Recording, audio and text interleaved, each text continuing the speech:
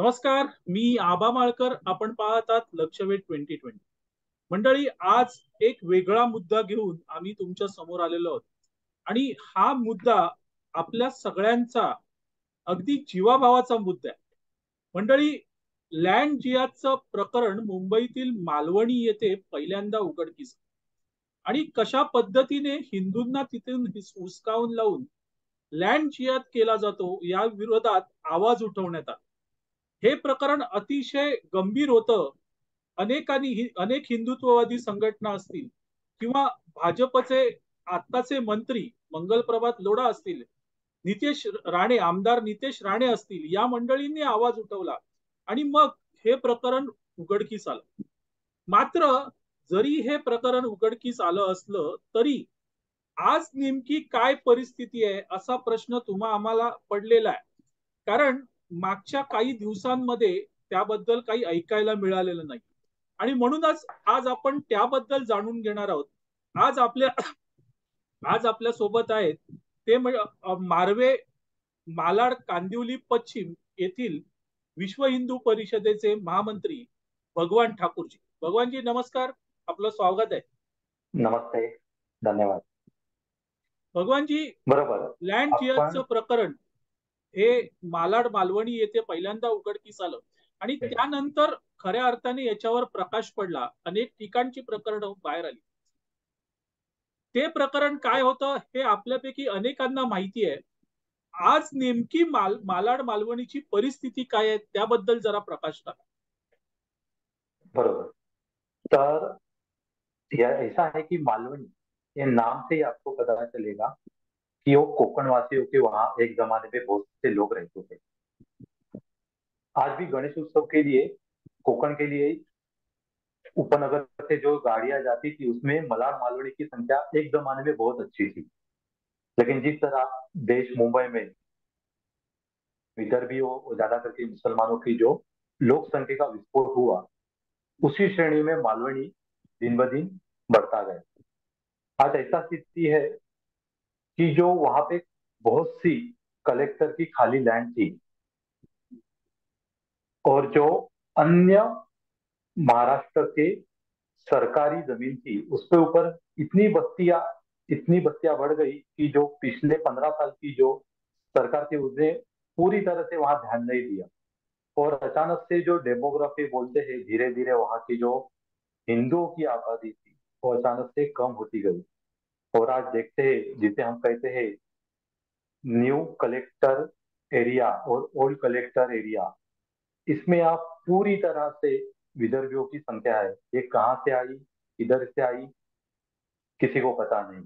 फिर जो अपनी विचारों की सरकार है 2018 में जो पहला मुद्दा आके लैंड जिहाद के विषय पे उजागर हुआ, इससे धीरे धीरे वो प्रकाशन में आते गया कि भाई यहाँ पे जो परिस्थिति है ये ऐसी ऊपर से दिखती है कि भाई यहाँ सब ठीक चल रहा है, लेकिन आप अंदर से देखा जाए तो एक पूरी तरह योजना बनाते हुए कुछ हिस्सों में जहाँ पे पूरी तरह आबादी इनकी बढ़ गई है, उस हिस्से से हिंदुओं का पलायन हो रहा है और वो धीरे धीरे वो करते जा रहे हैं।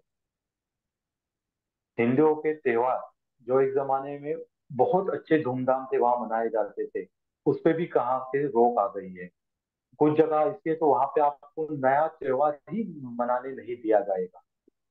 इसमें प्रशासन, पुलिस, ये सब लॉ एंड ऑर्डर के चक्कर में स्थानिक जो बचे कुचे जो हिंदू है उनको भी यही बताते हैं कि नहीं, यहाँ पे अभी आप हिंदू के त्योहार नहीं मना सकते, आप वो एरिया में नहीं जा सकते, उनके परिसर में आप नहीं कर सकते। तो हम भारत में रहते हैं, मुंबई में रहते हैं, मलाड मालवनी में रहते हैं, तभी भी उनका एरिया, हमारा एरिया, इस तरह का जो परिस्थिति है वो दिन ब दिन मलाड मालवनी में बढ़ता है।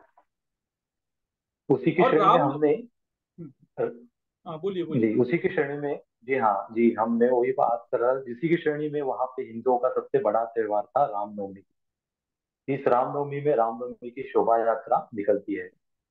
कोविड के समय बंद थी, लेकिन कोविड जैसे ही खुला हुआ तब प्रशासन ने जिस तरह से सभी त्योहार मनाने की आजादी पूर्वक की, तो रामनवमी धूमधाम से मनाई जाने लगी। लेकिन जो बीच का जो ये 2 साल 2.5 साल का वक्त था, इसमें डेमोक्रेसी इतनी चेंज हुई और इतना परिवर्तन आ गया कि जिस बार भी हमने गत 2 वर्षों से रामनवमी ले रहे तो उसका पूरी तरह से मुसलमान लोग विरोध कर रहे हैं। हमें बजाने नहीं दे रहा, बजाना नहीं दे रहे। बच्चियां जो छोटी छोटी है लेजिम बजाती है, छोटे छोटे बच्चे हैं जो अपने सांस्कृतिक प्रदर्शन करते हैं वहां पे संस्कृति का, लेकिन उनको कहा जाता है कि ये इस जगह पे आप ये नहीं कर सकते, ये जगह आप छोड़ के आप आगे बजाओ पीछे बजाओ। अनधिकृत रीति से हमको रोका भी गया है यात्राओं को। तो ये दिन ब दिन परिस्थिति मालूम है कि हम भारत में मुंबई में हम छत्रपति शिवाजी महाराज के महाराष्ट्र में रहते हैं, तभी भी हमको इस तरह से काम करने से रोका जा रहा है। बहुत ताज्जुब की चीज है ये हमारे लिए।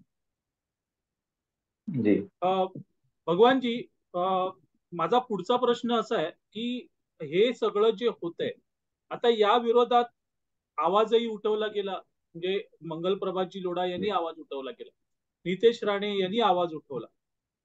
आज जी। त्यांच्या विरोधात काही नरेटिव्ह सेट केला जातोय.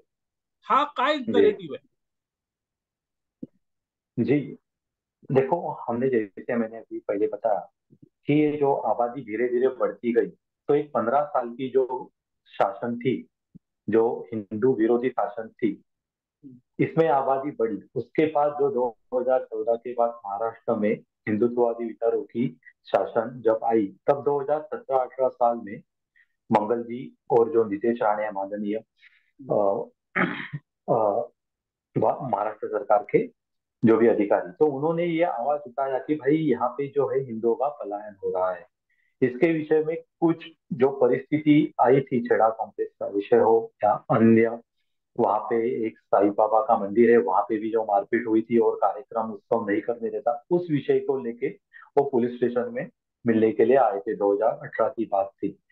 और यही विषय जब 2022 और 23 का जब रामनवमी विषय में जब विषय हुआ, तो कुछ असामाजिक तत्वों ने फॉल्स नरेटिव या बोलते हैं ना, जिसको गलत उद्दिष्ट से जानकारी समाज में पहुंचाना, तो जो पुराने वीडियो थे उन वीडियो को उन्होंने इस वीडियो के साथ जोड़ के ऐसा बता दिया कि देखो ये सरकार के लोग हैं, लेकिन ये अपनी मशीनरियों का गलत इस्तेमाल करते हैं और हमको सरकार की पावर का गलत इस्तेमाल करके हमारे ऊपर आरोप कर रहे हैं। तो ये सरासर झूठ है।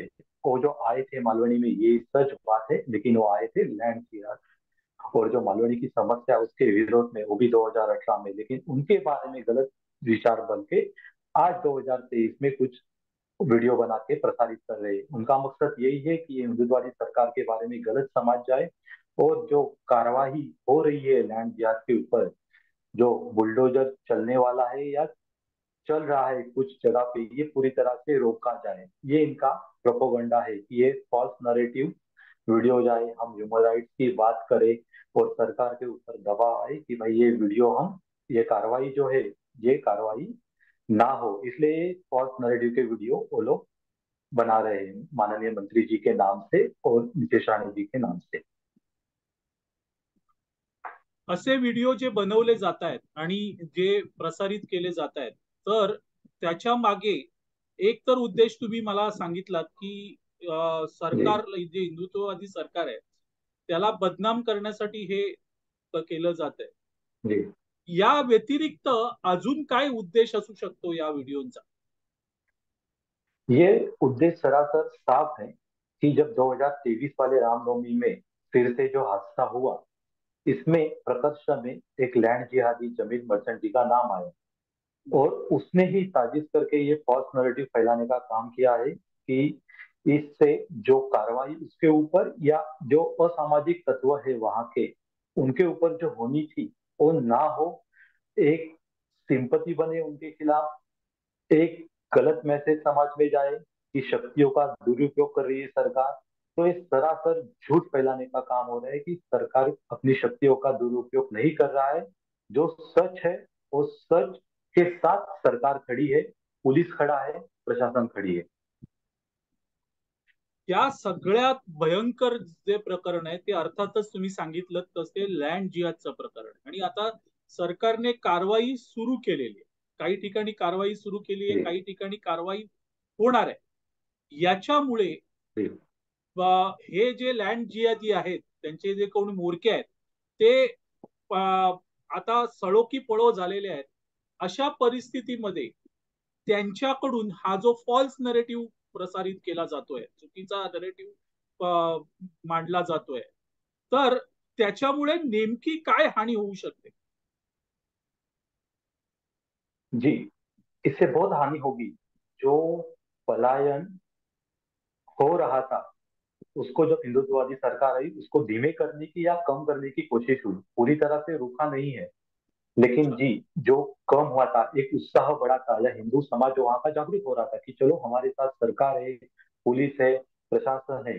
लेकिन एक फॉल्स नरेटिव होके अगर सरकार ने वो काम अगर करना छोड़ दिया, तो हकीकत जो मलाड मालवनी है, ये विघटन रूप में चला जाएगा, सेपरेटिस्टों का यहाँ पे भरना हो जाएगा, और जो परिस्थिति बदतर है और बदतर से बदतर हो जाएगी। घर से निकलना, वहां पे त्योहार मनाना, सब कुछ मुश्किल हो जाएगा। आज जो वो काम अंधेरों में करने की कोशिश करते या सोचते हैं, वो दिन के उजाले में भी करने का साहस रखेंगे, अगर ये कार्रवाई आज की डेट में अगर रोकी गई तो। इसलिए हमारी पूरी मांग है कि कार्रवाई किसी भी प्रशासकीय दबाव से ना आकर जारी रहनी चाहिए। यांच्या फॉल्स नरेटिव्हला बळी पडून सरकार ही कारवाई थांबवेल का? आणि सरकारने ही कारवाई थांबवू नये म्हणून तुम्ही काय करताय? जी देखो, सरकार सभी लोगों के साथ और विश्वास से चलती है, और उनको लॉ और ऑर्डर के बारे में भी देखना रहता है। लेकिन जो सच है, सच के साथ अगर सरकार रहती है, तो जनते का विश्वास बढ़ेगा, और जो वहाँ की स्थानिक जनता है, और मलाड और मालवनी, और जो मुंबई की जो आज हालात दिन ब दिन खराब होते रहे, वो पूरी जनता सरकार के साथ रहेगी, प्रशासन के साथ रहेगी।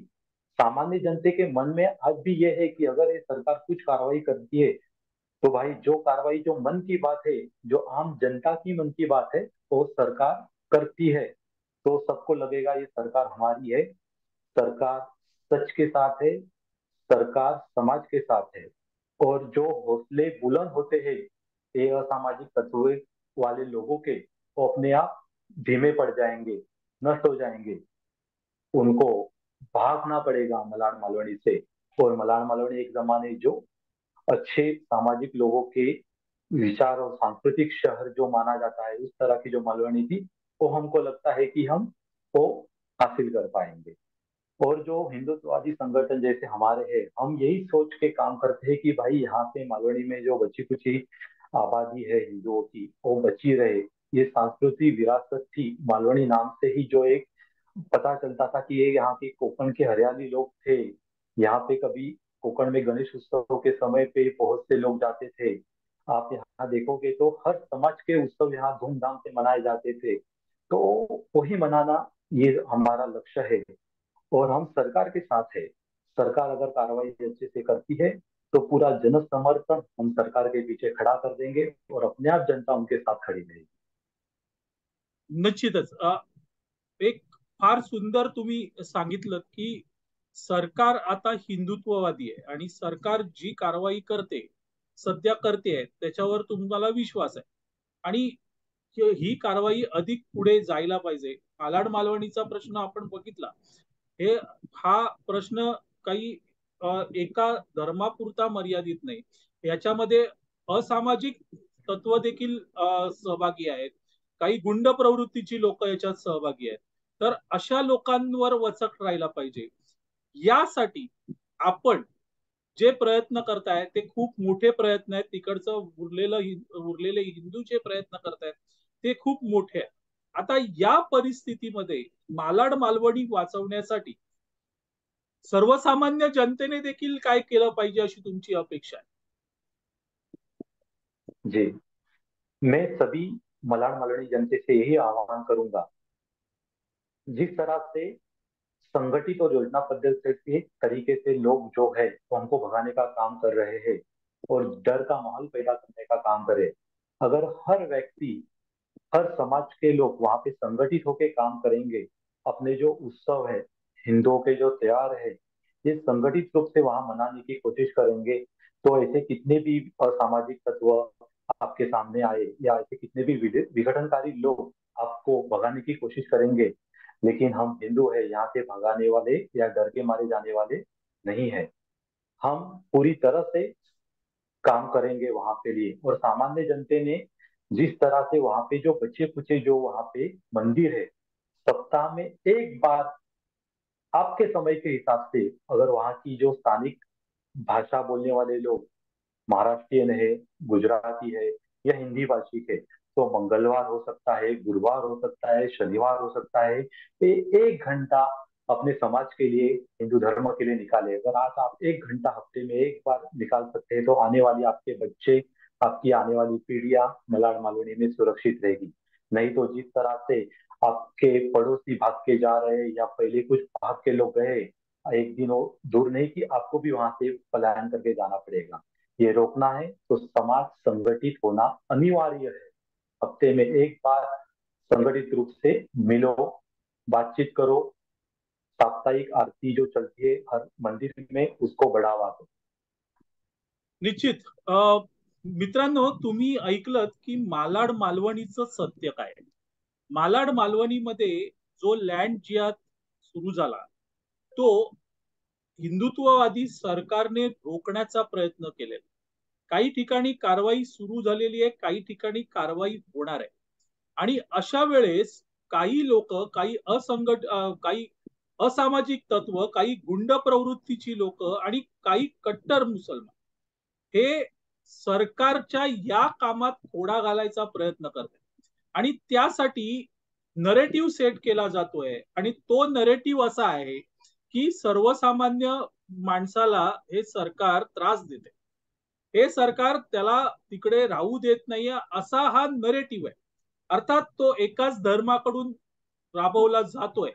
आणि तिथे खरं म्हणजे गुपित लपलेला एक गोम आहे. अजूनही मालाड मालवणीचा लँड जिहाद संपलेला नाही. आणि तेच भगवानजींनी आता त्यांच्या या मुलाखतीत सांगितलं की अजून संपलेला नाहीये, त्यांना सरकारवर विश्वास आहे. सरकार काही ठिकाणी चांगलं काम करते आणि काही ठिकाणी करणार आहे. तर आपल्या मनात ज्या शंका होत्या की मालाड मालवणीमध्ये काय चाललंय, तर मालाड मालवणीमध्ये अजूनही लँड जिहाद थांबलेला नाहीये. उलट चुकीचा नरेटिव्ह मांडून ही मंडळी त्रास देत आहेत. आणि अशा वेळेस एक गोष्ट निश्चित आहे की तिकडे जो कोणी हिंदू आहे त्याच्या मागे प्रत्येक हिंदूने उभं राहिलं पाहिजे. कारण आज मालाड मालवणी, उद्या ते आपल्या घरापर्यंत यायचं थांबणार नाही, हे लक्षात ठेवा. भगवानजी, आपण या चॅनलवर आलात आणि आमच्याशी चर्चा केली त्याबद्दल आपले खूप खूप आभार. धन्यवाद. जय श्रीराम. मंडळी, लक्षवेध 2020 हा चॅनल केवळ राजकारणावर चर्चा करत नाही, तर असे सामाजिक मुद्दे जे तुम्हाला इतर मीडियामध्ये मिळणार नाहीत त्यावरही चर्चा करतो आणि सत्य परिस्थिती मांडतो. या चॅनलला जास्तीत जास्त लाईक करा, शेअर करा, सबस्क्राईब करा. धन्यवाद. धन्यवाद.